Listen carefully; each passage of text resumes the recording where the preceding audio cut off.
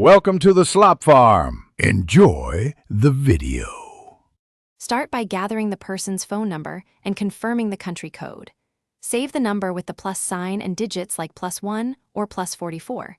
Include any alternative numbers and email addresses if available. Use a clear, recognizable name and add a note for context. Confirm the number uses digits only with no extra symbols or letters. Back up your contacts to Google Drive or iCloud to prevent data loss. Keep a recent screenshot or message that proves ownership. Open WhatsApp and refresh your contacts to load the newly saved number. Tap the chat icon and search by name or paste the full number with country code.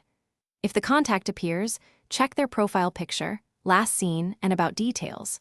Send a short greeting message and observe single tick, double tick, or blue ticks for delivery and read status.